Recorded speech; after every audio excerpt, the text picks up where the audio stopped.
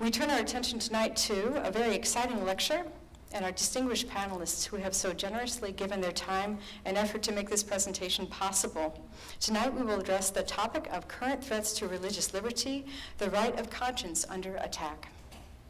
Actions by the government, such as the U.S. Department of Human and Health Services, issued burdens that result in mandates that restrict institutions from functioning in a manner that is consistent with their basic religious beliefs.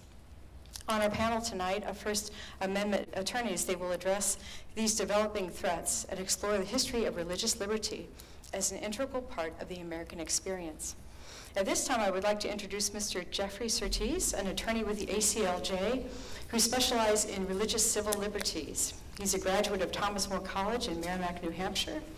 He graduated from the University of Kentucky College of Law and holds a master's degree in theological studies from the Pontifical Lateran University. Jeff and his wife Rosalie have 6 children, and they live in Bardstown, Kentucky. At this time, I'd like to ask Jeff to come and do the rest of our introductions this evening. Thank you.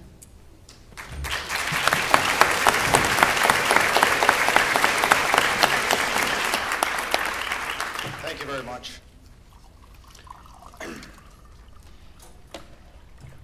In light of the last 5 weeks, tonight's topic, current threats to religious liberty, needs little introduction. On January 20th, the Department of Health and Human Services announced its plan to finalize a federal regulation mandating that contraceptive services be included in private health insurance plans.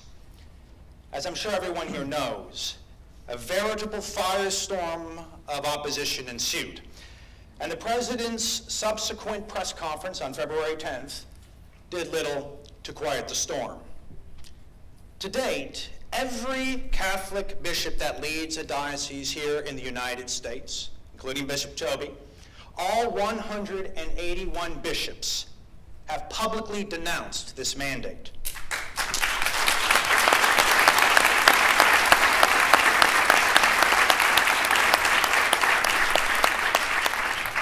"2,500 religious leaders, including Dr. Richard Land here, signed and delivered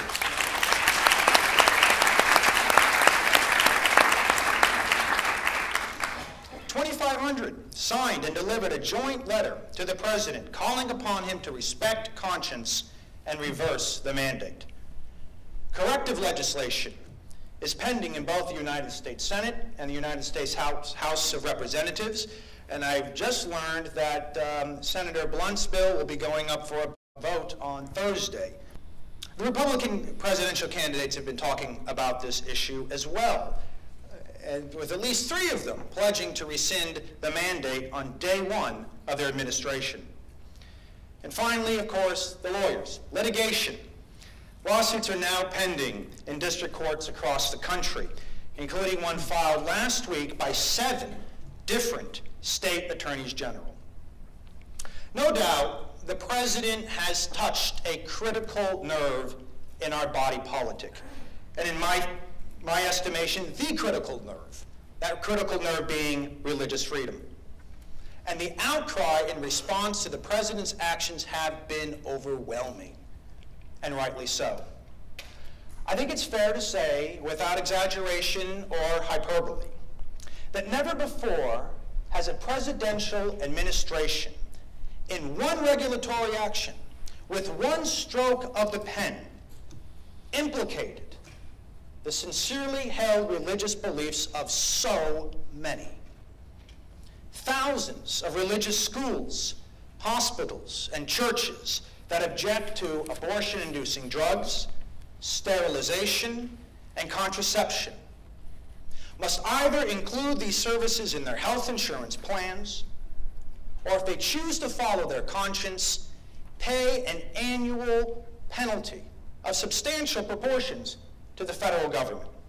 Paying the government in order to follow your conscience. The founders would be aghast. Thomas Jefferson wrote in a letter in 1809 to a Methodist congregation, "No provision in our Constitution ought to be dearer to man than that which protects the rights of conscience against the enterprise of civil authority." James Madison, father of the Constitution, held conscience to be the most sacred of all property. George Washington, father of the country, stated that the establishment of civil and religious liberty was the motive that induced me to the field of battle. The founders' care and concern for conscience and religious civil liberties was more than mere rhetoric. They enshrined that right as the free exercise of religion in the Constitution itself. Indeed, religious freedom is the first freedom specified and protected in the First Amendment. Religious freedom comes before the right to free speech, the right of the press, the right of assembly, the right to petition the government. As we'll hear this evening, each of our panelists strenuously disagree with the HHS mandate. Whether they think the mandate poses the greatest threat to religious liberty this nation has ever faced, I'll let them speak for themselves. I myself think it is. First, this threat doesn't come from beyond our borders, from a foreign power. It comes from within. It comes from our government. It comes from our federal government. And because this is being done at the direction and the approval of the President of the United States, it comes from the highest office in our federal government. Second, this mandate directly affects every employer in this country with more than 50 employees. It applies to the religious employer. It applies to the non-religious employer. It applies whether or not you have religious opposition to contraceptive services or just a moral opposition to contraceptive services. The Affordable Care Act has done more than require us to pay for a product, insurance. It is now requiring us to pay for a product that many find morally objectionable. Finally, what is ultimately at stake in this situation is not only freedom of conscience and religious civil liberties. What's also at stake are the countless lives that religious hospitals, schools, charities, social service organizations touch on a daily basis. Should the government strangle the lifeblood out of these religious institutions and force them to shut down, what will become of those who depend on these institutions for medical care, for food, for shelter, for education? In 1776, the signers of the Declaration of Independence pledged their lives, their fortune, and their sacred honor to the defense of liberty. In my opinion, we must be willing to do the same. The current threat to religious civil liberties provides each of us with the opportunity to do just that. Let me introduce our panel for this evening. First, we have Francis J. Mannion, or Frank. Frank I've worked with on a daily basis now for more than 10 years and know him well, and I could have an introduction that would go on for the rest of our time here this evening. Please don't. Wouldn't all be nice. All wonderful and positive things. Frank is a 1980 graduate of Seton Hall University School of Law in Newark. Following 17 years in private litigation practice, Frank has joined the ACLJ in New Hope, Kentucky, where I work, and where he serves as a senior counsel. The ACLJ is a Washington, D.C. based nonprofit legal organization specializing in the defense of religious liberty worldwide. Frank and his wonderful wife, Mary, are the parents of 10 children and 14 grandchildren.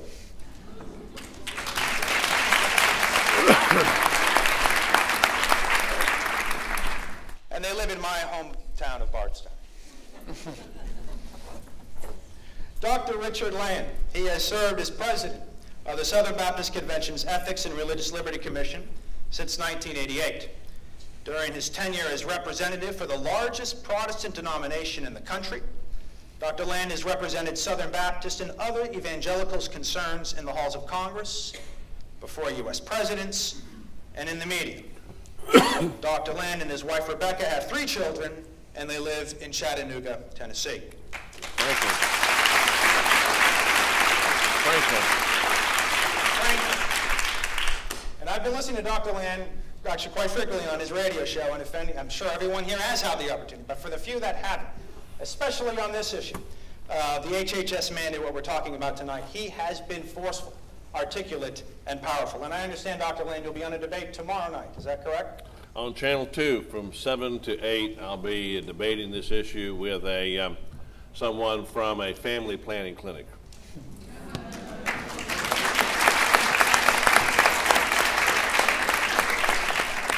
And last but not least, another ACLJ colleague, David French, and a fellow Mac fanatic. For those who are Mac fanatics, they would know why I would mention such a thing. Anyway, David is the senior counsel for the American Center for Law and Justice, a Kentucky native. David is a 1994 graduate cum laude of Harvard Law School and a 1991 graduate summa cum laude, valedictorian no less, of Lipscomb University in Nashville, Tennessee. David is also a captain in the United States Army Reserve, joining the U.S. Army in April 2006. He is currently a trial counsel for the 139th Legal Support Organization Legal Command in Nashville, Tennessee. From October 2007 to September 2008, David served as Squadron Judge Advocate for the 2nd Squadron, 3rd Armored Cavalry Regiment in Diyala Province, Iraq, where he was awarded the Bronze Star at the conclusion of his tour.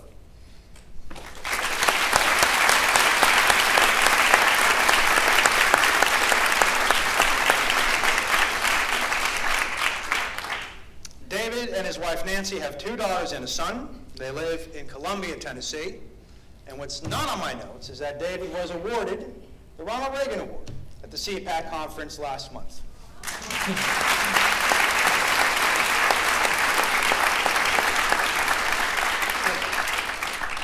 All right. Well, let me begin with you, David, actually.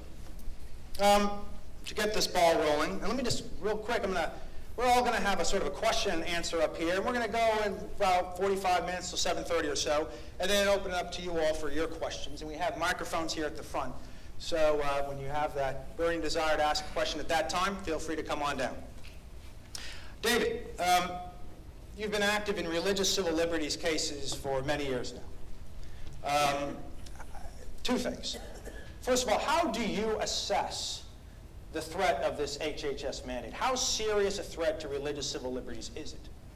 And second of all, as far as I had been reading, you were the first among the many that have now said, in response to the January 20th announcement of the HHS, we're all Catholics now. Explain what you meant by that. Well, first, I forgive Mike Huckabee for saying that after me and not crediting him.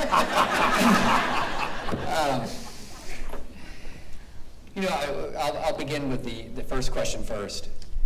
I think what we're dealing with is the fruit, the poisonous fruit of 2 cultural, legal, political trends in this country. One is the widespread legal adaptation, cultural adaptation, and political adaptation of the phrase separation of church and state, which views the church and the state as inhabiting 2 completely separate spheres. The second trend is the explosive growth of the regulatory state. So what happens if you have a separation of church and state legal framework, political framework, and an explosively growing regulatory state, the church is confronted with a terrible decision. It must either subordinate itself to the state, where the state expands, or cede the ground entirely to the state, where the state expands. And this HHS regulation, which is, you're correct, a horrible intrusion on religious liberty and rights of conscience, is only the latest and most egregious example of this trend. The Catholic Church has been actually fighting this for some time now. In Massachusetts, Catholic Charities had to get out of the adoption business because under Massachusetts law, they were requiring anyone who participated in the adoption business in the state of Massachusetts to place children with same-sex couples. Rather than comply with that, and because the state would not allow them to exist unless they did, Catholic Charities got out of the adoption business. Now, to understand how, in 1994, how much this is an affront to religious liberty, let's all remember that the church has been in the adoption business longer than the state has even existed. And so what we're talking about is the state intruding directly into those aspects of operations that used to be much more exclusively the province of the church. This has continued into Illinois, where there is now, I believe, litigation pending surrounding the same issue. And it's not just adoption, it's also foster parenting. Foster parenting, caring for someone else's child, is again a practice that was conducted through the church before this state even existed. So if you have a framework that says separation of church and state, and the state grows ever larger, and of course has all of the power of the government behind it, you place the church into a bind that the Founding Fathers did foresee and hence enacted the First Amendment to protect us against, but it places us in a bind that says that either the church must subordinate itself or the church has to leave the field. And so that's what we face today. Second, we're all Catholics now. One thing that has been incredibly heartening is seeing the outrage with which the Protestant community has greeted the contraception mandate. And because the Protestant community, although there are differences of theological opinion on the contraception issue, the Protestant community has understood a couple of things. One, they've cut through the rhetoric to understand this is not about contraception, this is about religious liberty. And number two, this is also about abortion. You can say the word contraception 1,000 times when describing the Plan B morning after pills, but you're not going to escape the reality that those pills can cause abortion.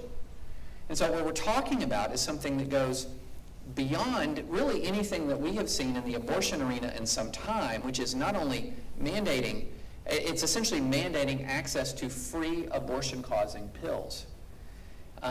That is a step, several steps beyond what the American public has seen, has ever accepted before.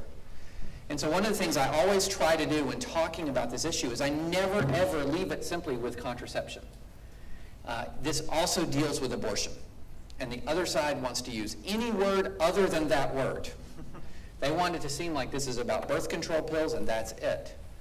And this is about women's access to contraception, and they want to act like this is about prohibiting access to contraception, which is completely false. This is about abortion as well. And so what we've seen is, while the Catholic Church has taken the lead, leading Protestants like Dr. Land have jumped in with both feet as well, and we're seeing a united front in Christendom in this country.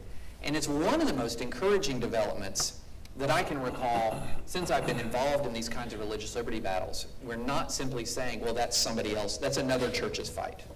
That's another religious institution's fight. It's our fight.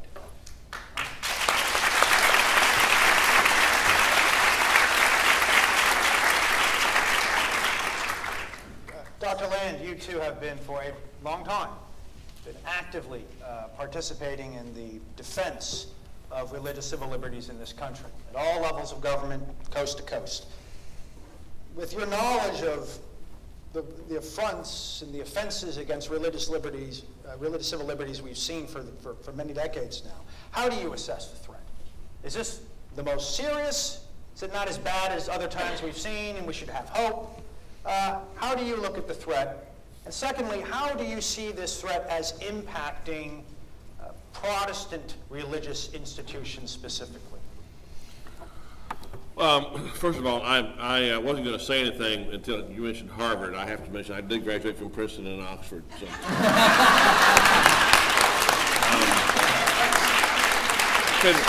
Couldn't let Harvard go by unchallenged. Lipscomb okay, but Harvard no. My youngest daughter went to Lipscomb, got a great education there. I think the threat is as serious as any threat we faced in my lifetime. It's right up there with the rejection of the compelling interest case. I'm not a lawyer, but the rejection of the compelling interest test before religious freedoms can be violated, which took place in the Smith decision, was up until now the greatest threat, because it really did lower the bar from a hurdle to a speed bump for the government to trample religious freedom. This is a very serious challenge. As Cardinal Dolan said in his letter, he asked this question, the letter he wrote February 22nd, if the government can tell Catholics they cannot be in the insurance business today without violating their religious convictions, where does it end? Where does it end? This is the ugly business end of government.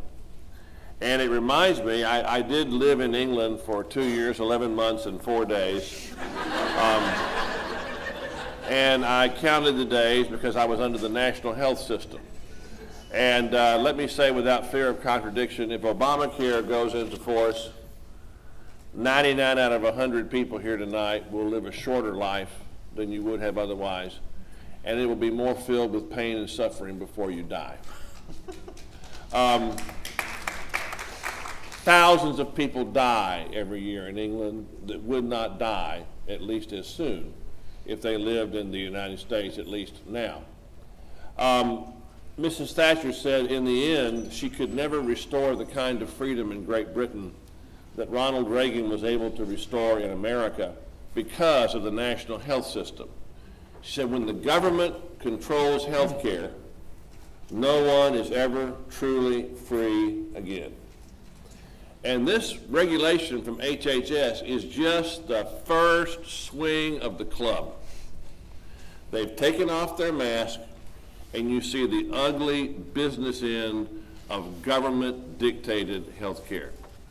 This administration has a nasty habit of whenever so-called sexual freedoms collide with religious freedoms must surrender to sexual freedoms. And that's what this is about.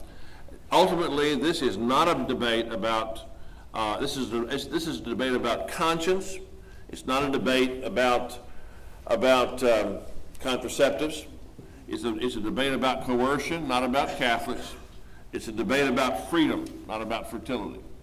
It's about whether or not Americans are going to be forced to violate their own consciences and pay money for that which they find abhorrent. Thomas Jefferson, in 1779, said in the Virginia Act for Establishing Religious Freedom, to compel a man to furnish contributions of money for the propagation of opinions which he disbelieves and abhors is sinful and tyrannical.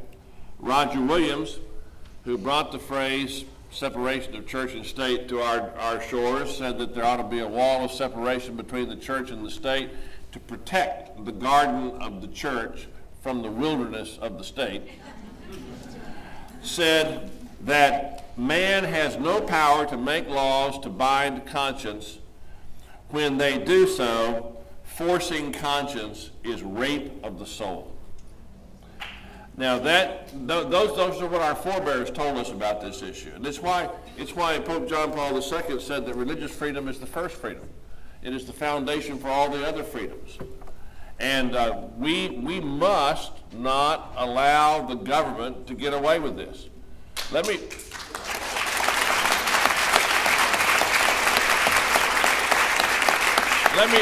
give you a really ugly hypothetical. Let's assume that the Supreme Court does not strike down the mandate that you have to buy health insurance at a certain level that they determine just because you're breathing. Now, I think the court's not going to do it. I mean, they are going to strike it down. But let's suppose they don't. And let's suppose that Mr. Obama gets elected to a second term. My birthday is November the 6th, and I know what I want for my birthday. And let's suppose that let's suppose the court challenges to this mandate fail. That means on January the 1st, 2014, when Obamacare goes completely into effect, you will have a terrible choice to make. You will have to either choose to purchase health insurance. All policies will be required by that date to provide free reproductive services So whether you avail yourselves of them or not, you will be forced to subsidize them through your insurance premium. Or pay a fine to the government for not having health insurance and not having health insurance for your family.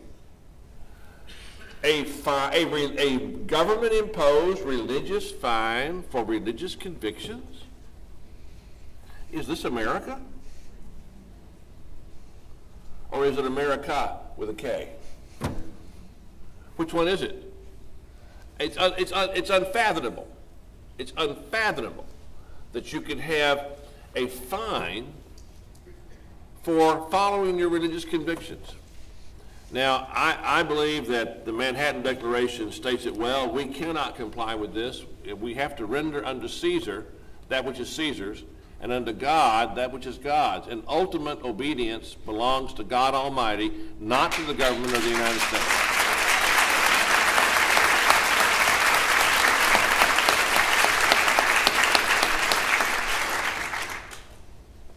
I'm going to turn to Frank now. Frank, you've been directly involved in conscience litigation involving pharmacists, nurses, and other medical personnel for many years now. Been very successful.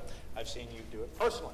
Let me ask you, just with the other panelists, how do you assess this risk? Is it as grave as we're making it out to be this evening?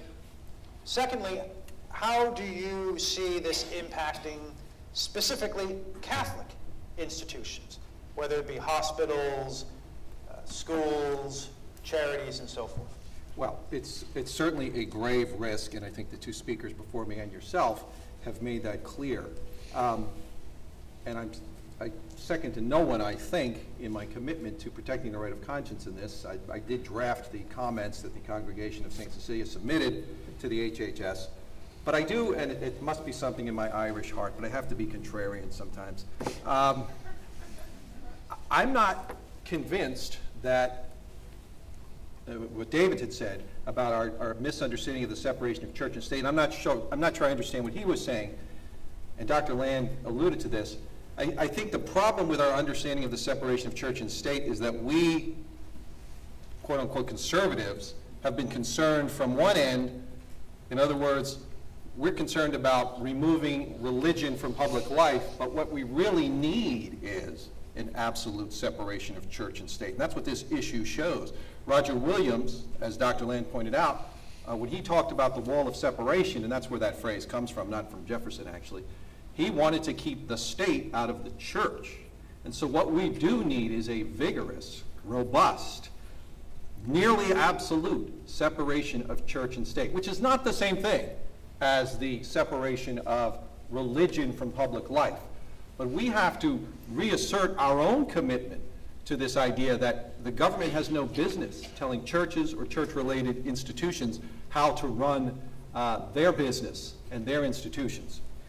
The other point that I want to just take a slightly different, well, maybe not slightly, I'm being polite, a different look at here is the idea that what the Obama administration is doing with this HHS mandate necessarily follows from national health care or the regulatory state. I know we can argue those things, and I probably am inclined to agree with the previous two speakers in general about those dangers, but I don't want to see this mandate issue totally politicized, and I don't think it has been, and I think we saw that at least in the first wave of critics, particularly those on the so-called Catholic left, Catholic progressives. We need people like that to continue to stand with the rest of us on this issue, and I think we risk losing them if we make this an issue about government health care per se or national health care per se. All sorts of great arguments against government health care and national health care.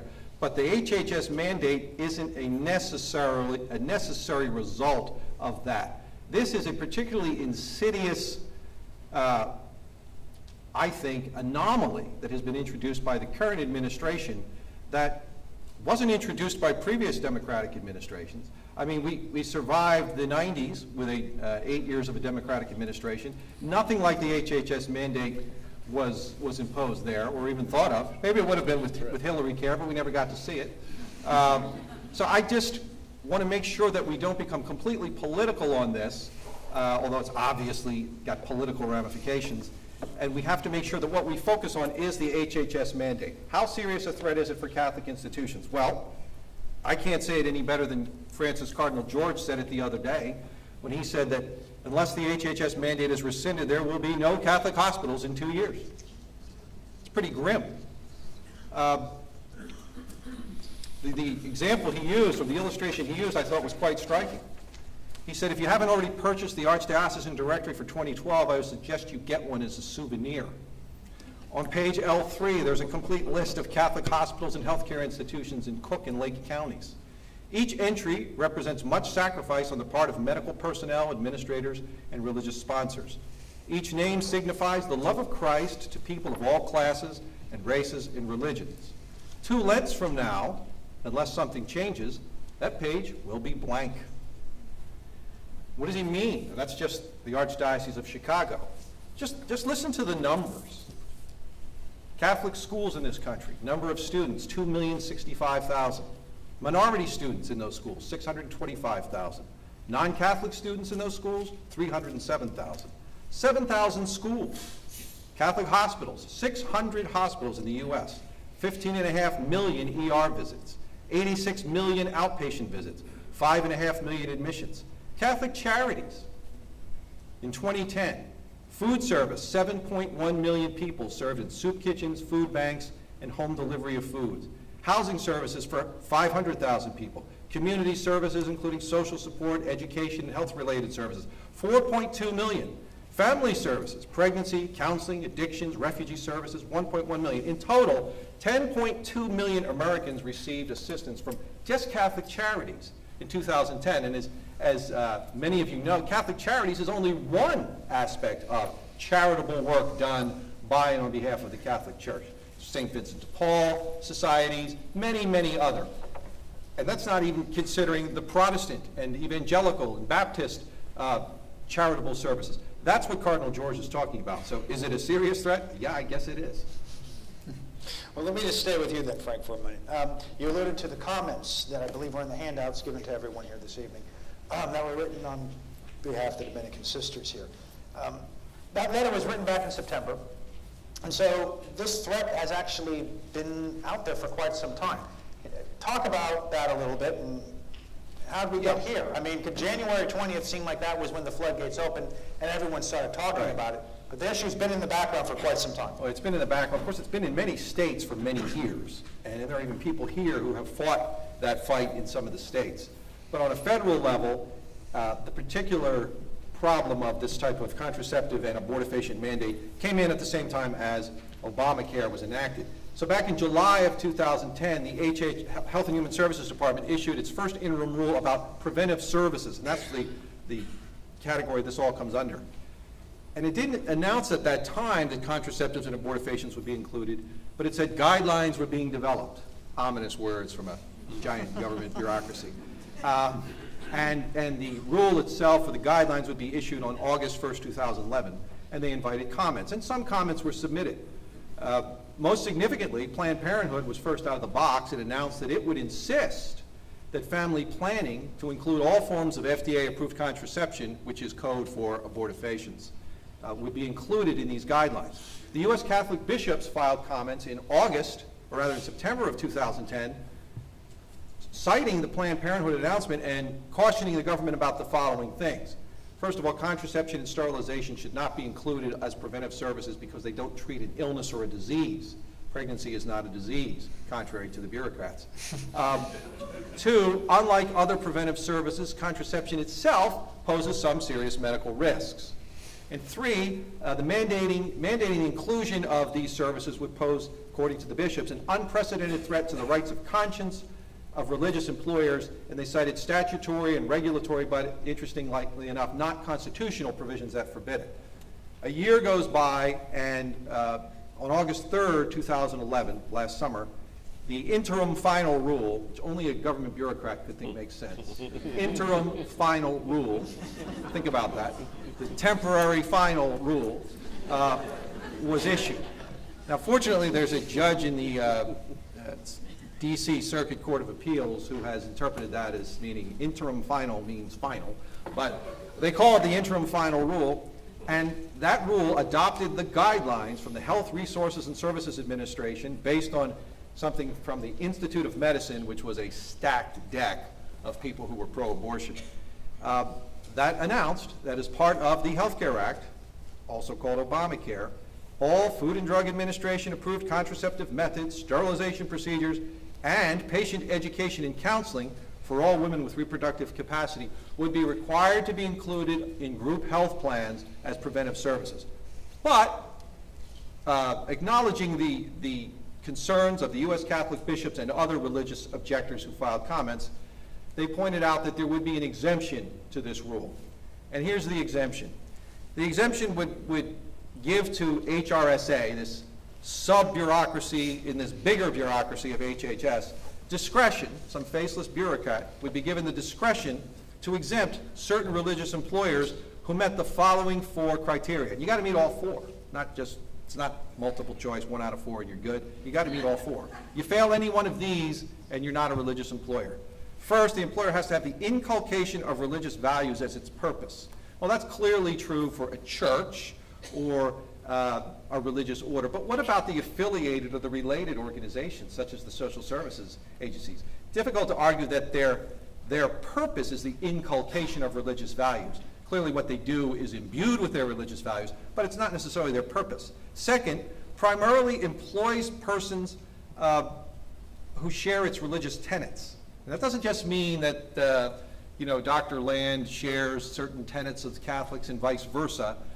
When bureaucrats, particularly at the federal level, are talking about that, they mean they have to be Catholics. And if it's a Baptist institution, they have to be Baptists, not sympathetic Baptists working for a Catholic organization or vice versa.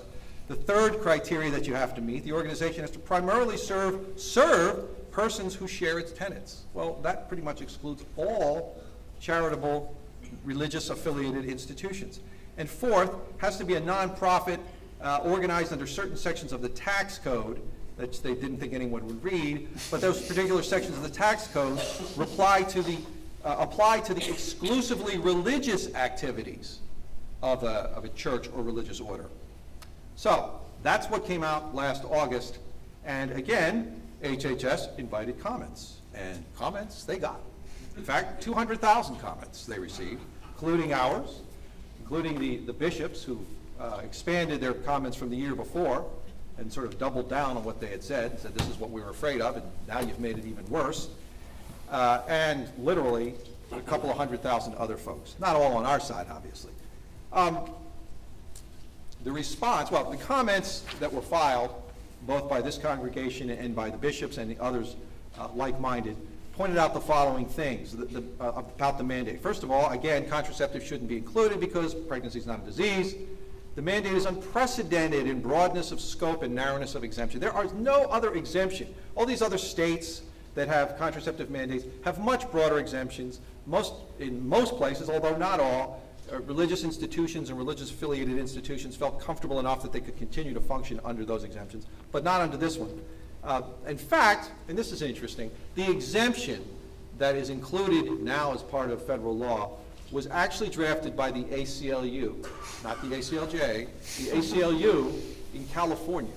And the ACLU at the time said that they wanted to protect, for example, Christian Science institutions because they only serve other Christian scientists.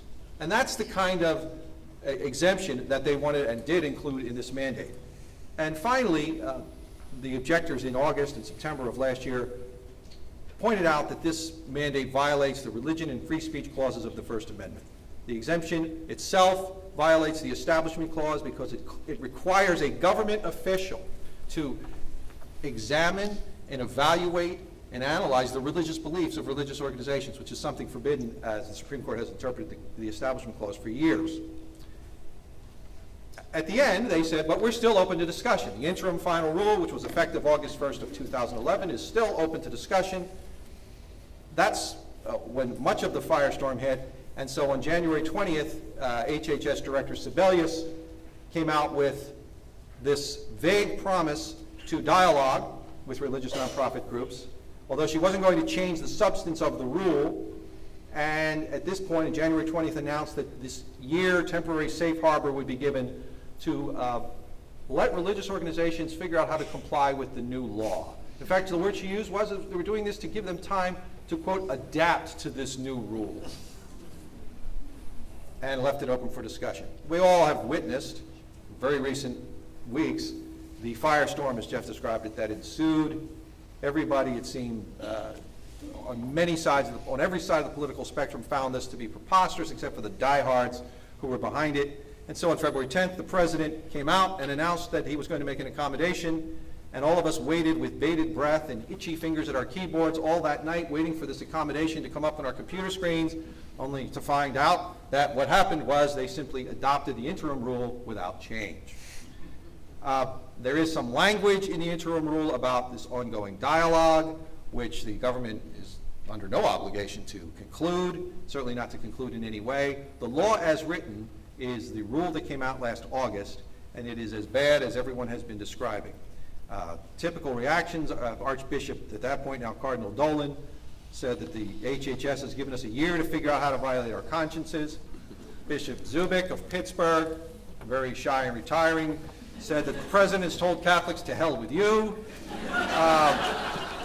Dr. Richard Land, whom we've met, said that the president has declared that individual conscience is subject to government edict, and my colleague, David French, announced we're all Catholics now. And that's where we are. That's how we got here. That's how we got here. Dr. Land, I'll continue with you, working my way back down the panel here. What about that accommodation that Frank mentioned? The president proposed on February 10th at his press conference. As we know, it's not in the rule, it's discussed in the rule, but the accommodation, the alleged accommodation is this, correct me if I'm wrong. Religious institutions that object to contraceptive services will not have to pay for them. They will not have to refer them. Instead, the insurance carrier will be the one that reaches out to the employee, and the insurance carrier will be the one that pays for the objectionable service. How is this not an accommodation? Well, first of all, it doesn't appear in the rule. Right now, it's just an opinion expressed by the president at a press conference. It's not even part of the rule. And secondly, it's a distinction without a difference. It's an accounting trick. It's like putting lipstick on a pig. Still a pig. For instance, many Catholic charities self-insure. The Southern Baptist Convention self-insures. We have about 200,000 pastors and missionaries and social workers and high school and college teachers all across the country who are insured through Guidestone Resources, which is our self-insurance program. And, you know, to say that they're going to pay for it isn't going to do any good, because they're not going to pay for abortifacients and morning after pills, and they're not going to. And so it doesn't do any good for us, and I think it's very important to not miss the point that he put out here so quietly. The idea of of the government granting an accommodation and deciding for itself what it will accommodate and what it will not is a violation of the Establishment Clause of the First Amendment. So the Obama administration is violating both clauses of the First Amendment, both the Establishment Clause and the Free Exercise Clause of the First Amendment, which, by the way, only the government can violate. A church or a religious group cannot violate the First Amendment. All the restrictions in the First Amendment are on the government. Congress shall make no law affecting an establishment of religion, nor interfering with the free exercise thereof. You, as an American citizen, cannot violate the First Amendment. Now, the problem we have is that this administration doesn't understand the First Amendment, or it rejects it. Do you realize how radical you've got to be to get a 9-0 vote against you on the Supreme Court? I mean, that's almost unheard of. But the Obama administration just in February managed to do that. In the ministerial exemption case, what was the name of it? Hosanna Tabor. Hosanna Tabor case, they were arguing that the EEOC had the right to come in and to tell a religious entity, in this case a Lutheran school, who they could hire and who they could fire to teach religion. And John Roberts, who is becoming a master of understatement, the Chief Justice, said that he found it remarkable that the Obama administration would argue that a church or a religious-related entity had no more rights under the First Amendment than a country club has, since religion is mentioned twice in the First Amendment. The argument of the administration was so radical that it caused a 9-0 vote against them. Even Elena Kagan and Associate Justice Sotomayor, appointed by the Obama administration, voted against the Obama administration in its radical anti-religious stance. David, back now down to you.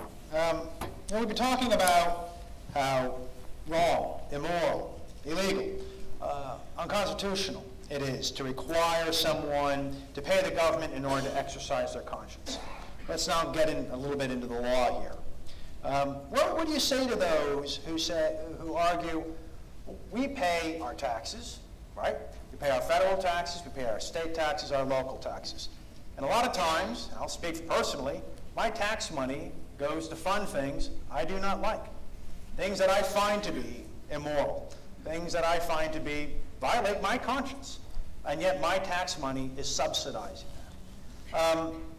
Does the free exercise right of religion give us a get out of jail card, you don't have to pay your taxes card here? Well, there is a very long tradition of case law on this subject. And that very long tradition of case law reaches back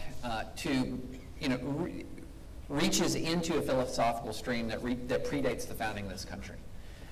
And what's interesting to me, and this is something that's been overlooked, I think, in some of the legal discussions, is what the Obama administration is doing is essentially saying, no, you're not just having to pay for something that violates your conscience. You're also going to have to provide information and say things that violate your conscience. And I think back to World War II, the greatest threat to the existence of the United States since, of course, the Civil War, when we're fighting, at that time, a losing battle on two fronts, having trouble with the Germans and getting routed all over the Pacific by the Japanese. Some Jehovah's Witnesses will not stand up and say the Pledge of Allegiance. And so in our country, they had the ability to at least get into court and challenge the mandate that they say the Pledge of Allegiance, which they said violated their conscience. And in 1943, in the dark days of the war, when the fate of the Republic is hanging in the balance and when national unity means more than it ever has, the Supreme Court of the United States says the following: if there is any fixed star in our constitutional constellation, it is that no official, high, Barack Obama, or petty, under Deputy Secretary to the third degree of the HARSAA, can prescribe what is orthodox, and among other things, law, politics, culture, religion. So this is a fixed star in our constitutional constellation. A fixed star. Now, I've heard the phrase competing rights used a lot.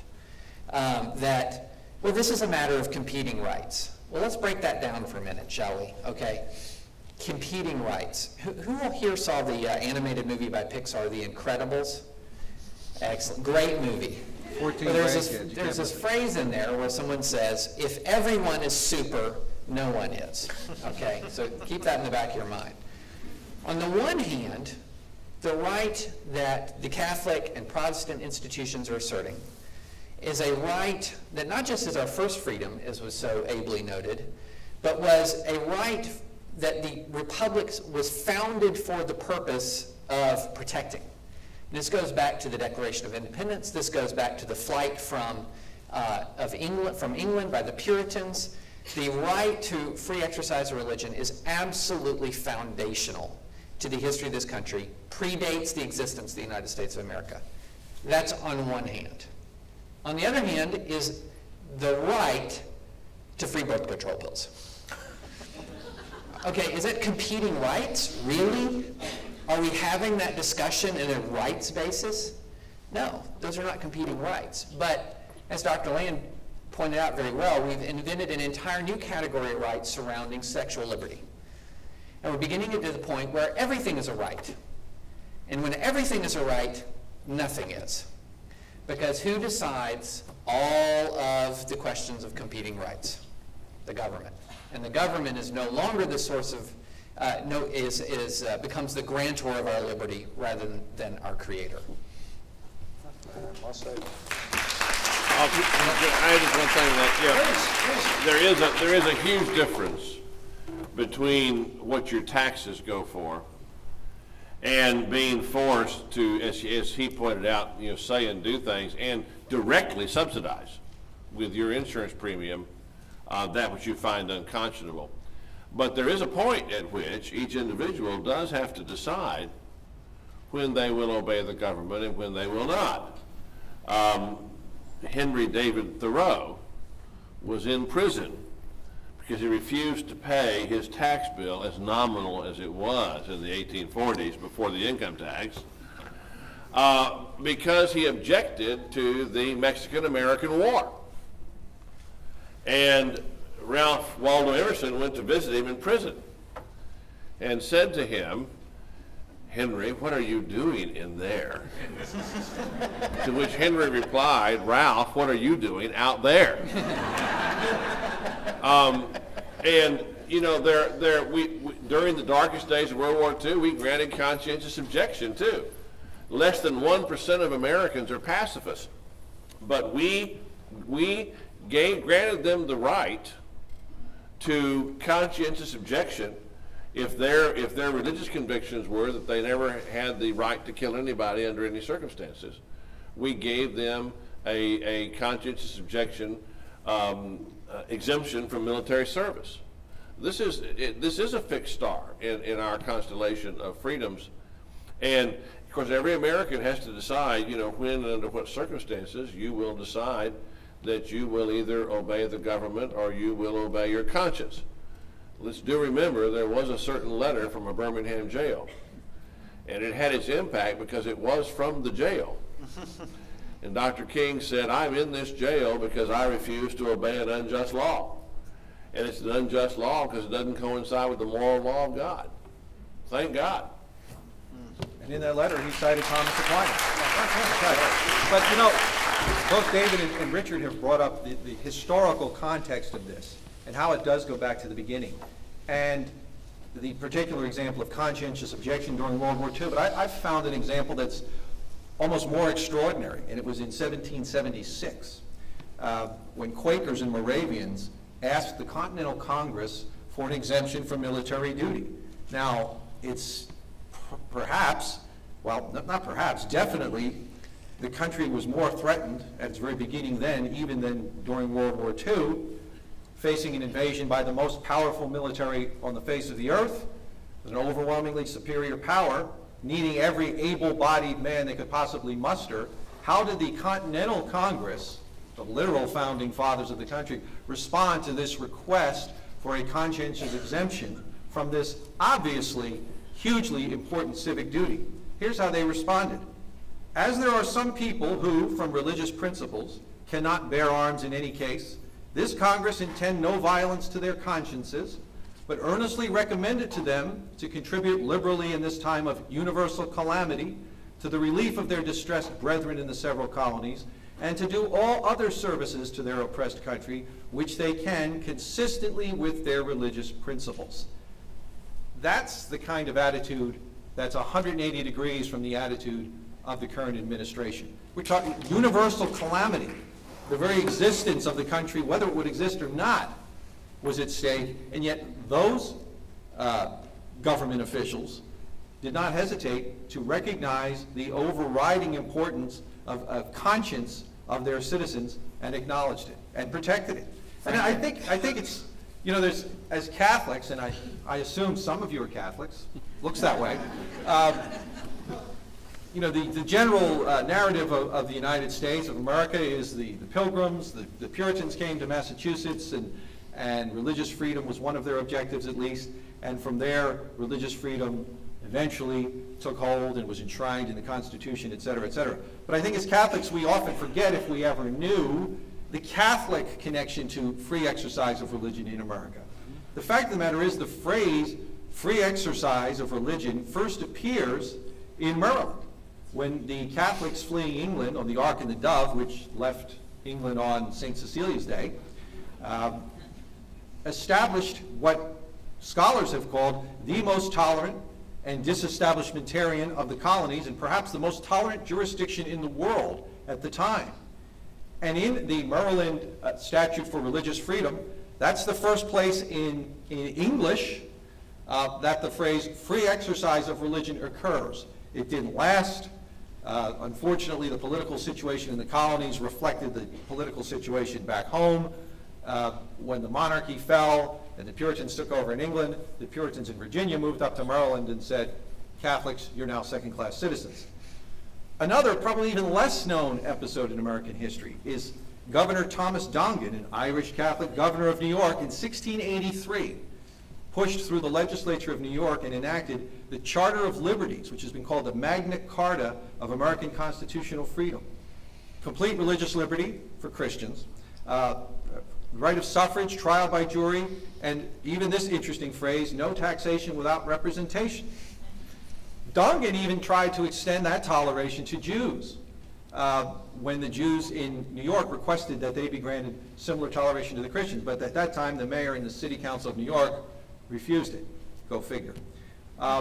Let's not forget the Carrolls in Maryland. Extremely important and influential founding fathers. Charles Carroll of Carrollton famously signed the Declaration of Independence with the name of his estate. At the time, the wealthiest man in America, second wealthiest, was leading the Continental Army at the time. The last of the signers of the Declaration to die, saved George Washington when the Continental Congress had had enough of him in Valley Forge and was ready to cashier him. But he's also articulated the basis for government based on popular consent and the end of state-sanctioned churches. It's because of the activities of Charles Carroll and his cousin Daniel that we have in the Constitution itself. Remember, the First Amendment was not part of the Constitution that was drafted at the convention in 1787. That came in the first Congress a couple of years later. But in the Constitution itself, in Article 6, there is a provision that says there shall be no religious test for office. That was largely, although not exclusively, but largely because of the influence of people like Charles and Daniel Carroll. Because remember, Charles Carroll, who had so much to do with securing the independence of the United States, was not allowed to vote in Maryland or hold public office because he was Catholic. So I think, although it is obviously important that we look at this as not simply a Catholic issue, Catholics should not shrink from this. We should welcome it, we should relish it, and we should glory in the fact that it is the Catholic tradition in the United States to assert free exercise of religion and to assert it strongly.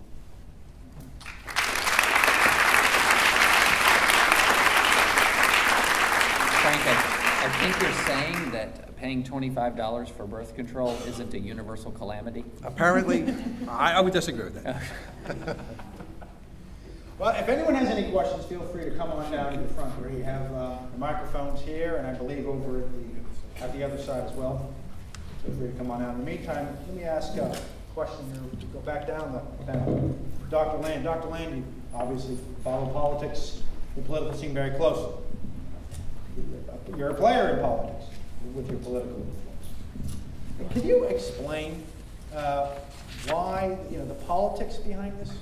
Why on earth did the president do this year when running for president? I personally don't understand. I think it was an enormous miscalculation. First of all, there was real push against it within the administration. I understand that the reason that Bill Daley's gone back to Chicago is that he argued vigorously as chief of staff against doing this, and even Joe Biden argued vigorously against doing this, that it was a terrible political mistake and miscalculation.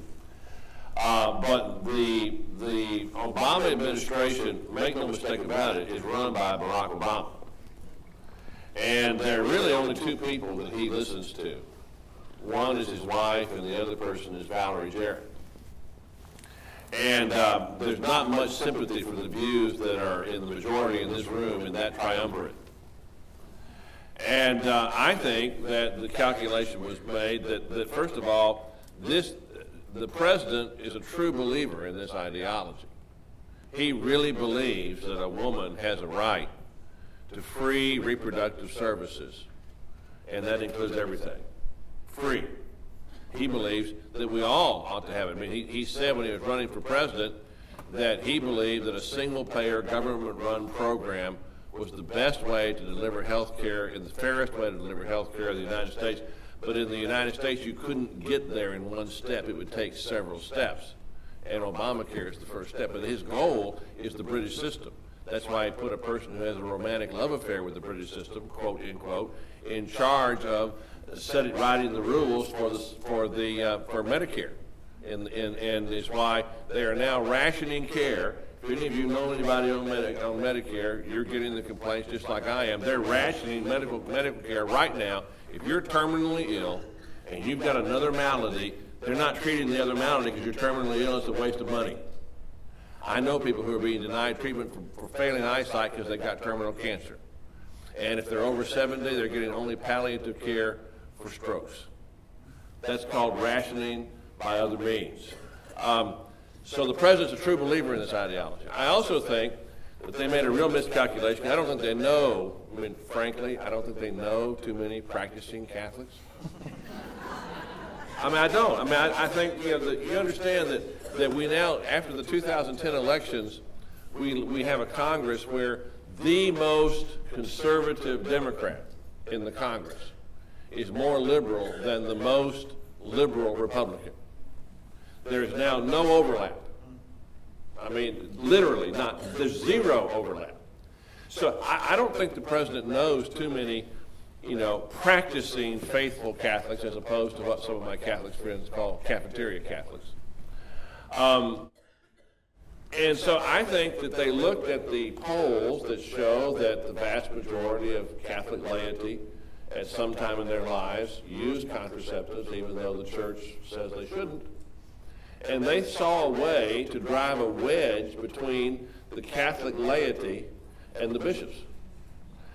Not knowing too many practicing Catholics, they didn't understand that even Catholics who disagree with the bishops don't want the government telling the bishops what to do.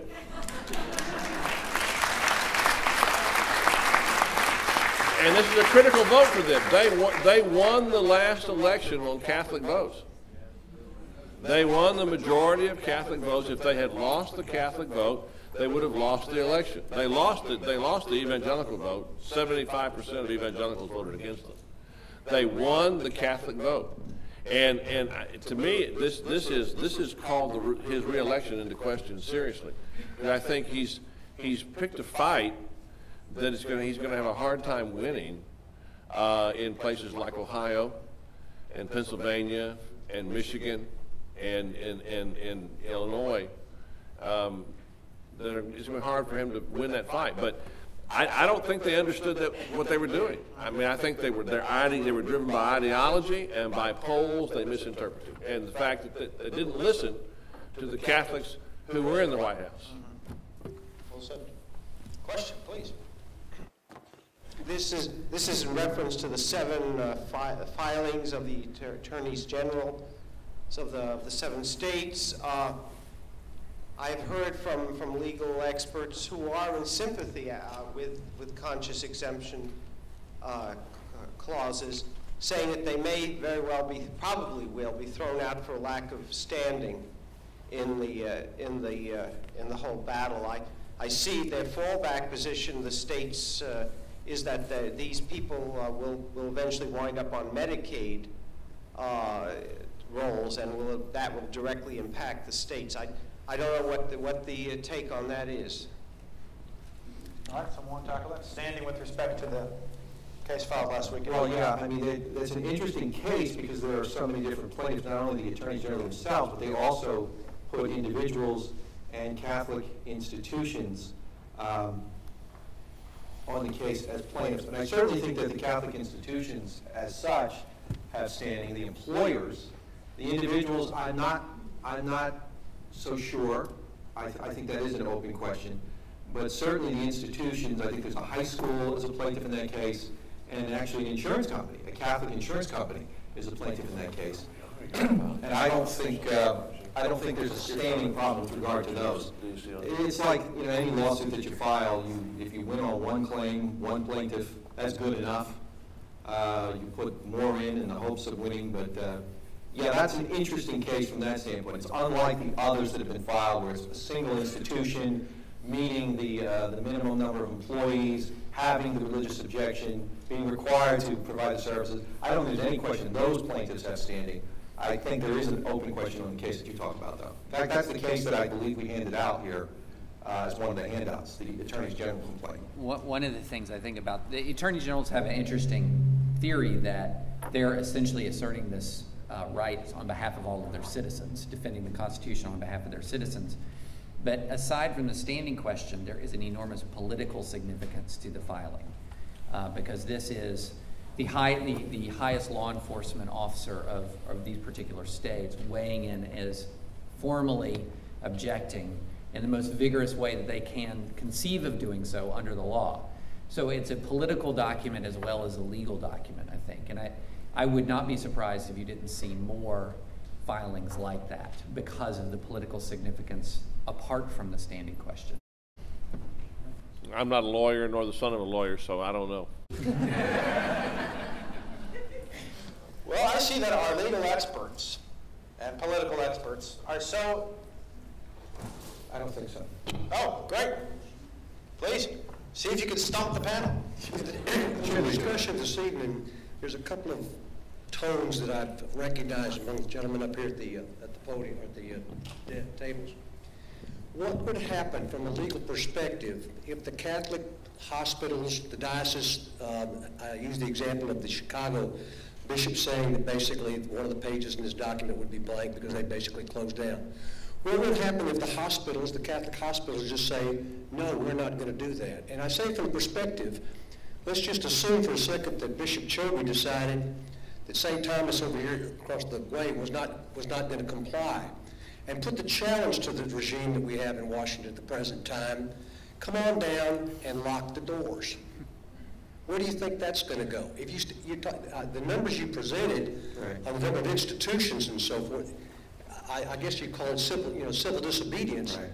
Now, this is not the first attack on the Constitution we've had from this regime, and it's a constant drumbeat. What would happen from a legal perspective if the Catholic Church, the church, stood up and said, no, we are not going to do that? Well, I think you suggest the answer, and the answer is based on those numbers. It seems to me highly unlikely that, given an act of defiance like that, hypothetically, the government would move against institutions, particularly the Catholic Church, considering the effect on the common good that shutting down those institutions would have. Nothing would bring them to the negotiating table quicker, though, than an act like that. Yeah, what they would do, what the bill actually says, what the legislation actually says, is you would incur fines. Right. Rather substantial fines. I think Notre Dame, for instance, it was $78 million the first year, because the fine is based upon the number of people that aren't covered through your insurance. So the president and the board at Notre Dame, for instance, would have to make a decision about whether they wanted to make themselves vulnerable, not just to go into jail, but I think going to jail would be a fairly easy choice compared to for you, Rex. Well, I mean, He's making your choice. I had to make, I've made the decision, for instance, that if I ever feel compelled to be civilly disobedient and get arrested, that I will resign my position at the Ethics and Religious Liberty Commission first, because I don't want to subject the Southern Baptist Convention to the ascending liability of having to pay tens of millions of dollars because of my individual act of conscience. I think that the board at Notre Dame would have to make a decision, because the government wouldn't come and just throw them in jail. That they would not do. But what they would do is they would have these fines, and these fines would be accruing every day that the case was being litigated in court. And if you refused to pay the fines, they would hold you in contempt, and increase the fines, but I don't think they're going to come by and get the president of Notre Dame and put him in jail. I do think that if we're all willing to go to jail, none of us will have to.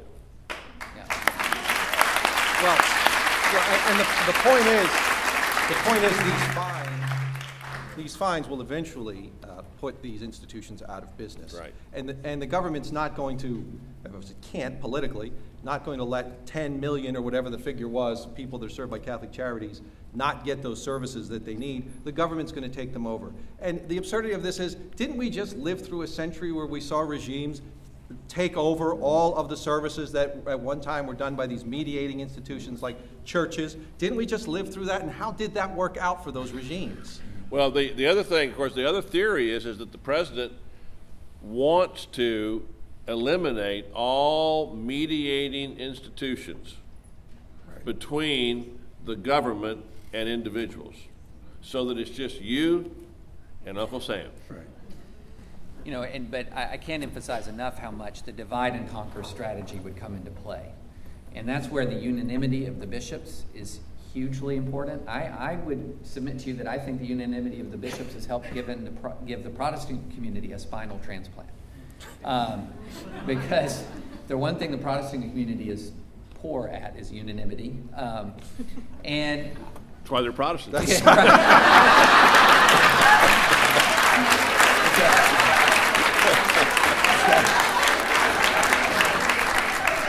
I was going to say that, but I thought it would be impolite. The goal would be to carve off enough disagreement to where you could make an example of an institution or two without implicating the whole. And if you can make an example of an institution or two, you don't have to confront the whole. But so long as the whole remains the whole, you can't do that. And that's why it's incredibly important. Gentlemen, thank you for being here. I came here to learn. I am an attorney, and as a matter of fact, one of the former chairs of Catholic Charities here in Nashville. And I did come here to learn. I think I would have preferred, and I might have learned more, had there been someone giving an opposing view as opposed to the same view from all three of you. But I appreciate your willingness to be here tonight. I asked a couple questions in the interest of learning, because I'm still a learner myself. Number one, I understand that there are 28 similar state regulations in the United States. You talked about maybe not all of them are the same. We always hear the criticism of Mitt Romney and Romneycare being the model for the present Affordable Health Care Act.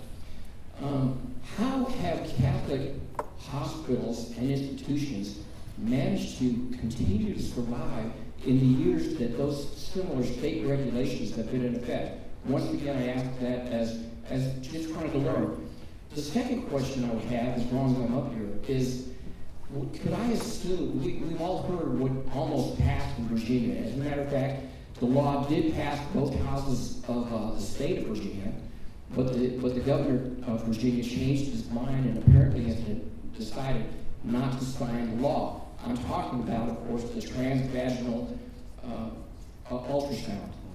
Would, in the interest of consistency, I'm going to take it the other side, would all of you agree, as a matter of conscience, that the Virginian legislature similarly went too far in actually approving a physical invasion of a woman's body before that woman could exercise a right, which is legal under the law, to terminate a pregnancy? Thank you, gentlemen, once again. Sure. With regard to your first question, it's a question that in getting into this issue I had to explore myself, because I was aware that in states like New York and California and many others, 28, there are some forms of contraceptive mandates. And the answer is this, for instance, in New York. The New York contraceptive mandate exempts self-insured entities. And so those Catholic institutions who have this objection became self-insured. I believe that's true in the other states where the exemption is as narrow as the proposed HHS exemption or close to it. Most of the other states, maybe all of the other states other than New York and California, have an exemption that's broad enough to bring under its aegis Catholic institutions or other institutions who have similar objections. So that's one of the things that's so. What about Massachusetts? I'm not sure. I'm not sure in Massachusetts. I think there is an exemption. He knows about Massachusetts. He knows Massachusetts. He went to Lipscomb. And Harvard. At Harvard. He's been in Massachusetts. The answer there are several loopholes that are big enough to drive a truck through. And number one, there is not the Catholic institutions there, many of them are in fact not providing contraceptive coverage because of those loopholes. And they're existing actually with a kind of wink, wink, nod, nod acquiescence of the Massachusetts government. So on paper, Massachusetts is one of the more strict states. But there are, in the regulations, a number of loopholes that all of the Catholic institutions are taking advantage of. However, on certain areas that actually, as I mentioned earlier, Catholic Charities had to stop providing adoption services in Massachusetts because there was no wink, wink, nod, nod arrangement there. In Hawaii, they had what's known as the Hawaii exemption, which I do know was specifically suggested to the president and rejected by him, which is that that they don't have to, the organizations that don't want to provide contraception and abortifacients don't have to, but they do have to provide information about where their employees can go to get these services if they choose. Now, to the question you asked about the Virginia law, no, I don't think I think that's a disanalogous analogy, because the woman is going to kill her unborn baby, and someone needs to speak up to protect, number one, the baby, who doesn't have anyone speaking up for him or for her. A transvaginal scope is not the same, not nearly as intrusive as an abortion is.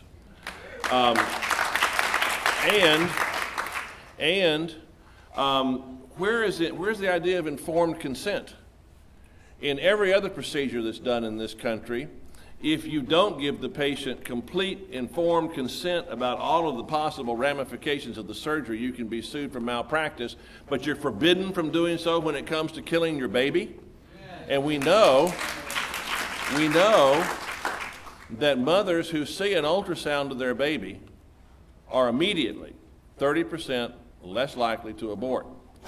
And when it comes to a woman's rights issue, whenever there's an abortion, there are at least two victims. One of them is the mother, whose reproductive system is traumatized and who is emotionally and spiritually ravaged. Anybody who's dealt with women who have post-abortion traumatic stress disorder, which is a real, live epidemic in this country, knows this. And so I think what takes the Virginia statute out of this is that we're not talking here about a woman's control of her own body. She has engaged in an activity of which she surely is aware that one of the possible results is conception. And by the time she knew she was pregnant, there's another heart beating, the baby's heart. And I believe the Commonwealth of Virginia has a right to protect, to the extent that it can, under federal law, that unborn citizen. I myself will not rest until we have a human rights amendment to the Constitution, a human life amendment that grants to our unborn children the protections of the law.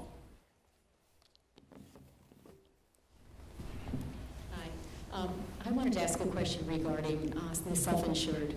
One of the speakers said that there was no guarantee that the self-insured would get some sort of an answer, and that's what was hanging out after the February 10th statements.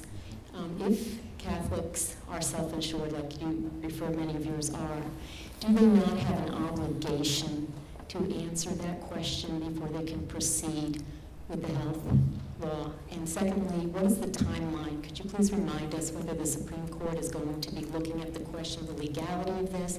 And can you give us a timeline of what might look like these pending cases that are coming forward? So two things. Are they obligated to answer the question about the self-insured? And can you run through the timeline of what we can expect before the election They're not obligated to do anything about the self-insured issue. I mean, that's just something that was sort of the preamble language of the final rule. They say they will, but there's nothing in the rule or in the law that requires them to do so. Are they uniquely in the position then to challenge, because you'll be asking a Catholic hospital to therefore pay themselves, and that actually goes to the heart of the issue? Well, yeah, I mean, that's a Catholic hospital that is self-insured obviously has that claim because there's nothing in the law that protects them. Can that be brought up as a separate suit by Catholics? Yes, yes. On the Supreme Court, you're talking about the health care challenge at the Supreme Court currently. No. And She's talking about I'm talking about the self-insured. Can the Catholic institutions that are self-insured, various dioceses, Yes. various hospitals Yes. are, can they bring suit themselves to raise this question and force Yes, that absolutely, they transfer? could. They could. Do we have any knowledge of any interest in doing that? I don't personally. We're thinking about it. We've already had several Baptist colleges that have filed suits in their various federal districts, and we're talking with Guidestone about the possibility of filing suit. It won't happen before unless something very extraordinary happened. It wouldn't jump all the way to the Supreme Court before it goes into effect. In the case of the universal mandate, that's being heard in May, and they've just extended it next month, and they've just extended it to what, 7 hours? Yes. Which is, I've never heard of that in my lifetime. 7 hours of debate. I personally, I'll make a prediction. I'm not a prophet, but I'll make a prediction. My prediction is that this court will rule 5-4 that the universal mandate is unconstitutional. I pray you're right. Me too. Please. I want to give a disclaimer to Dr. Pagan, but I think that the issue here is wrong. The conclusion is wrong because the premise is wrong, and the premise is that as a citizen, it is my job to pay for another citizen's chemicals so she cannot be pregnant. I think that is the beginning of the argument, which is those are readily available at any corner drugstore, and it is not my job to pay for somebody else's birth control. Right. So, I mean, Right, Well, and I think that's the argument in reply to the idea that somehow those of us who are opposed to this mandate are in favor of hindering access or preventing people from accessing something they're entitled to. Well, it's not the case at all. We're simply saying, don't make us pay for it. And that's a whole different way of looking at it. Not about hindering anybody's access, just keeping us from paying for it. But that does change when you start involving another person when it comes to the question of abortion. And you know, the other thing is, this is insurance. I mean, I don't get insurance for oil changes. I mean, I don't get car insurance for oil changes. I get car insurance when I have a wreck, you know, or when I hurt somebody. When it comes to changing the oil and changing the filter, I don't have insurance for that. I mean, the idea that you have some kind of a right to have reproductive services paid for by the government, it seems to me, is a rather revolutionary idea of insurance. Well, You know, it's look- compulsory participation in the sexual revolution. Right. It's telling us that the sexual revolution was a revolution in the political sense, not just in your personal lives and your personal practices, and one that is going to trump, in many ways, the original American Revolution, which put in place the Constitution and ultimately the Bill of Rights. And I would encourage all of you you can get this online. It's an article by Kai Feldblum. And Kai Feldblum is a professor at Georgetown University Law School. She was a recess appointment to the EEOC by President Obama and has now been appointed to another term. In an article that she wrote in the Georgetown Law Review, she says specifically that when the rights of gay, lesbian, bisexual, and transgendered people collide with the religious convictions of Americans, that the religious conviction rights of Americans must always surrender to the rights of the gay, lesbian, bisexual, and transgender community. Now, you know, President Obama is a very, very smart man. He doesn't go around making recess appointments to the EEOC out of a hat. There's a reason why he appointed her to the EEOC.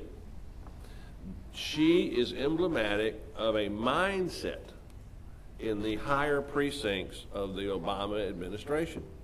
And it goes right along with this idea that it's the sexual rights trump all other rights. They are the first rights. They're the new fixed star. Nothing must interfere with your right to self-sexual expression. And you know, this is off the subject, but this gets us right to the same-sex marriage debate. You know, right behind the gays are the polyamorous, those who want polygamy. And if your right to complete sexual self-expression and fulfillment is the ultimate right, then how do you argue against polygamy? How do you argue against adult consensual incest? It's anything goes. Let's understand that if we get same-sex marriage, and I agree with Lincoln there, Lincoln was asked if how many legs would a dog have if you called a tail a leg. He said it would still have 4 because a tail's not a leg. A sexual relationship between two people of the same sex is not a marriage. Even if you call it one, it's not a marriage. But it will shatter the definition of marriage. And marriages between 2 men and 2 women will just be the starting point of where we will be going as a society. And you can just write rest in peace on American society, because the New York Times, you want to know what the sexual revolution has given us? The New York Times front page article last week, Saturday. The majority of America's children born to women under 30 are now born out of wedlock. 53% of the children born to women under 30 are now born out of wedlock. 41% total are born out of wedlock. When we know that children who are raised in a 2-parent household where the parents stay married to each other are 7 times less likely to be incarcerated, 6 times less likely to commit suicide, 6 times more likely to graduate from high school, 7 times less likely to ever be involved in poverty, and the list goes on and on and on. And we continue to let adults act irresponsibly and allow men to walk away from their obligations and responsibilities with complete and utter neutrality.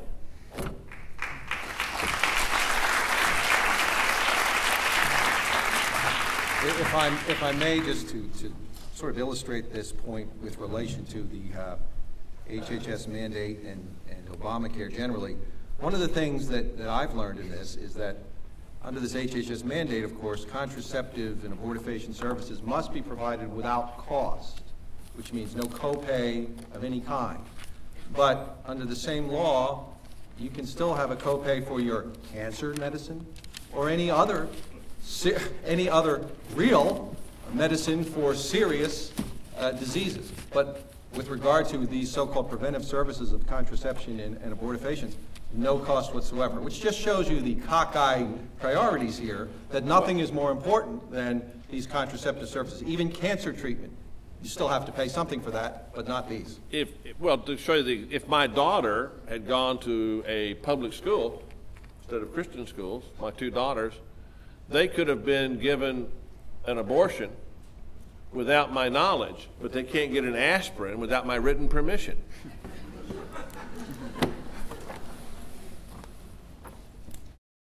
Yeah, my question is this. Do you think there is a bigger agenda that this is laying the groundwork for? Population control pops into my head, but maybe other bigger, this is just laying the groundwork for a bigger plan. Yes, I think so. I think it's part of a larger plan. I think that this administration is strong advocates of population control. They're strong advocates of Planned Parenthood. Planned Parenthood is all about population control, particularly certain populations. If you read Margaret Sanger's history, it's eugenics and it's racist. And it's still working. African American women have 12% of the population. They have 36% of the abortions. Abortion it's actually it's like a Holocaust for blacks. There were twice as many black babies aborted in New York City last year as were born. Where do you think Planned Parenthood puts their clinics? They put them in the poorest neighborhoods in the United States, which happen to be mostly African American and Hispanic American. Yes, I think it's part of it. They think if you give free reproductive services, free of charge to everybody, it'll cut down on the birth rate. And they want to cut down on the birth rate. I see human beings as a resource, not as a drag on society. And by the way, every economy in the world that's actually growing has a growing population, not a declining one. One sign, but this is very interesting. The Achilles heel of moral relativism is that it eventually produces catastrophically low birth rates because you devalue human beings and you devalue families and you devalue child rearing. And so in the Soviet Union today, the birth rate is 0.85. 2.1 is replacement rate. Ours is 2.0, and we're the envy of the Western world. In England, it's like 1.6. In Italy, it's 1.3. In Germany, it's 1.4. In Germany, they'll pay you a year's salary to stay home and have a baby. The government will. They're so desperate for babies. And let me tell you what it looks like. In Italy, if you're under 18, 50% of you have no siblings and no first cousins. No siblings, no first cousins. Europe is aborting itself into oblivion. But the population control people don't like to see it that way, but that's a fact. And if you want to know what's going on in Europe, one of the things that's going on in Europe is that you've got this huge elderly population that's retiring, and they've aborted all the workers that would be supporting them. And if it weren't for immigration, we'd be doing the same thing. It's one reason why I'm for comprehensive immigration reform. We need them. We need workers. One of the most chilling aspects of the debate was when the Obama administration began talking just purely in terms of cost. That this is preventative health care because providing birth control pills is a lot less expensive than caring for a baby. Yeah. That, in other words, a person who never exists is cheaper than a person who has a life and lives it to the fullest and dies. And that's so antithetical to the culture of life. So antithetical. And to reduce the culture of life to essentially an actuarial table is astonishing. And it's a flawed actuarial table because, as Dr. Land said, those societies that thrive are those societies that have children. Children are a resource. People are a gift from God. Life is a gift from God. And to cut that off on the basis of a flawed actuarial table in service of the primacy of the sexual human being is a recipe for national and civilizational suicide.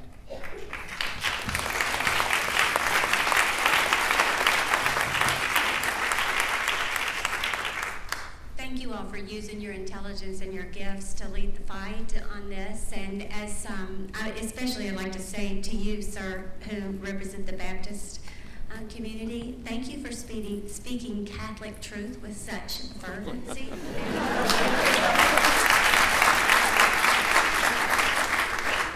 As much as I know you're right, that this is a legal situation and it is an assault on our constitutional freedom, I think as individual citizens we have to work at that, support you in your legal efforts, but we have to take personal responsibility for what the situation is, which is dire.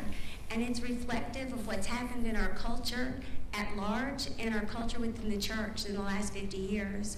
A refusal for us to speak, not only from the clergy, and I'm not here to shoot down the bishops. The bishops are standing firm in this, but to appeal to our bishops, to educate our priests at large, and then for our lay people in love to educate one another and to encourage our priests to speak the truth about this from the pulpit and in areas, and in love to correct in love when there is flaw and there is untruth being, or a lack of fervency in this. And I offer you, Bishop Chobe, anything that I personally can do for you to help in this local area. And I wish that all of us could stand, together on the grassroots level to share the beautiful truth of Humana Vitae and the beautiful truth of our church. And really, the lack of that has put people like Kathleen Sebelius in a very powerful position. She claims to be Catholic. We have Nancy Pelosi, former Speaker of the House, claims to be Catholic, and yet publicly objects or deflects what our truth is. And those are grave, grave errors, and we have much to repair in our own personal prayer life, in our own personal fasting, and our works of charity. And so to you, I say thank you, Bishop Chobe. I say thank you, and whatever I can do in support of this truth, I offer it.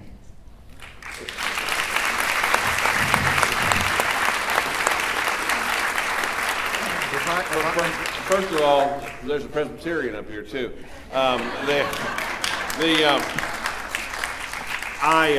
was raised in a Southern Baptist church, and so my understanding of the Christian faith was it stopped with the death of the Apostle John, and it started again with Martin Luther, and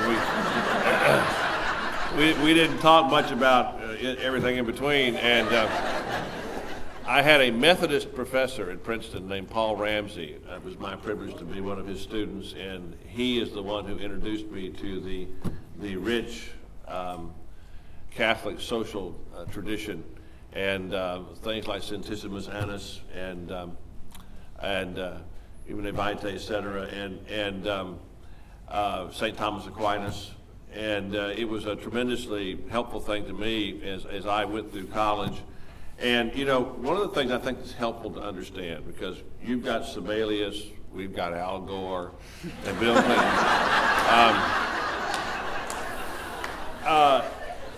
There is a fault line that runs through American society, and it doesn't run between institutions, it runs through them.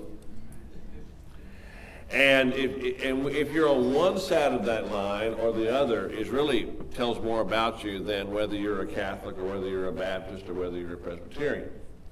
And people on one side of that fault line are going to have far more in common with each other. For instance, I've got far more in common with Pope John Paul II and with Bill Bennett than I do with Jimmy Carter or Al Gore, because we're on one side of that fault line and they're on the other side of that fault line. And that fault line is whether you believe in traditional values and traditional morality or whether you are a postmodernist. If you believe in traditional values, you're going to believe in moral absolutes. Some things are always right, some things are always wrong. If you are on the other side of that fault line, you're going to believe in situation ethics. You're going to believe that it depends on the situation, and there are very few, if anything, that are always right and always wrong. If you're on one side of that, you're going to believe in the sanctity of all human life. If you're on the other side, you're going to accept a quality of life ethic, where you can reach a quality of life that does not any longer deserve protection and is under the threshold of humanity.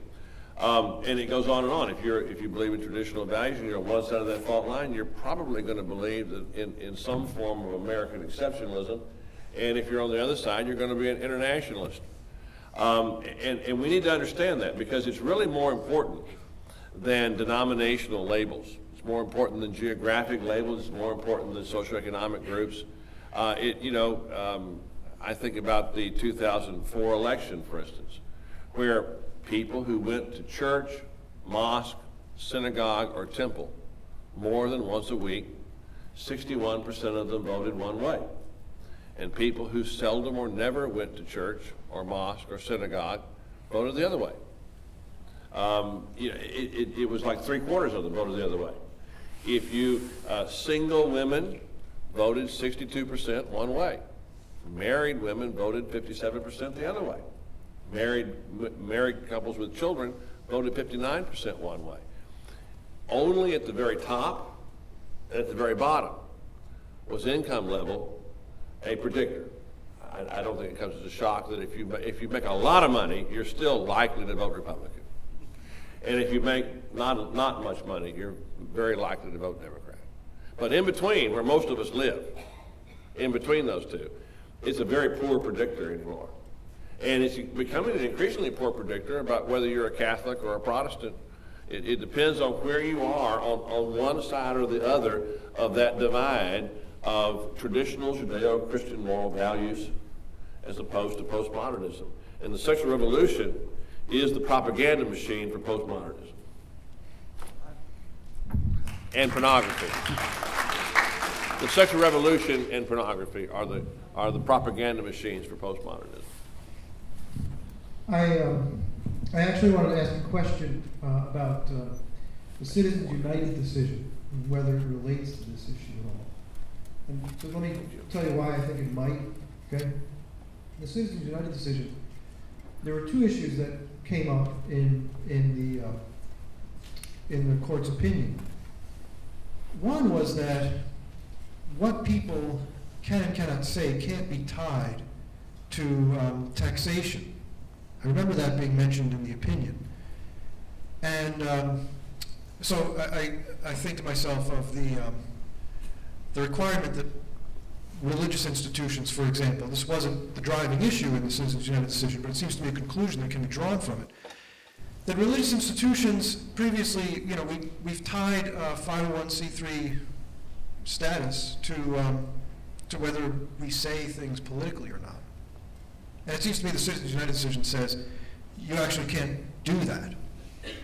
The other thing that comes up, though, is that in the Citizens United decision, money is tied to speech. How you spend your money is considered a kind of speech. And here, if we're being forced to enter into the marketplace and pay money for something, or else pay a fine, is that speech, or are we being constrained to say something that we don't believe? One thing about the Citizens United opinion, very as controversial as it was actually a pretty conventional application of First Amendment law. It's conventionally understood. One of the most controversial aspects of it was sort of this bestowing of First Amendment rights onto corporate entities. Well, under the law for a very, very long time, entities have had the ability to assert rights. The idea of money as speech, again, for a very, very long time, money has been speech. And how you spend your money and how you choose to spend it has been speech. What was interesting about that case is that the court had seemed to indicate that it was going to begin to carve out some political speech exceptions to conventional First Amendment doctrine. Which is ironic considering one of the core reasons for the adoption of the First Amendment was to protect political speech. But what the Citizens United case did was essentially extend conventional standard First Amendment reasoning into the political sphere where it's always been prior to the campaign finance reforms of the last decade or two. So Citizens United, as controversial as it is frankly a pretty darn normal First Amendment case. What made it controversial is it was taking back some First Amendment ground from campaign finance reform. And that's why it's controversial. I don't think it provides any sort of unique doctrines to help. Simply, it provides the same doctrines that would help us anyway. Money is speech, the ability of entities to mount challenges rather than having to rely just on individuals. All of those things are going to help us, but that's completely standard First Amendment law. And I think the gentleman's question with regard to this whole idea of the HHS mandate involving the paying of money, subsidizing something as a form of speech, that actually does form the basis for the free speech arguments that have been made against the HHS mandate, both in the comments that organizations have been submitting over the years and in the litigation that's been filed to date. Every one of those cases contains a free speech claim, and it's precisely what you're talking about. You're making me pay for something I don't believe in fact, that I have an objection to, and therefore that is a violation of the right of free speech. All righty, well, on behalf of David, Dr. Lanfranc, thank you so much for coming out here this evening, and thank you so much.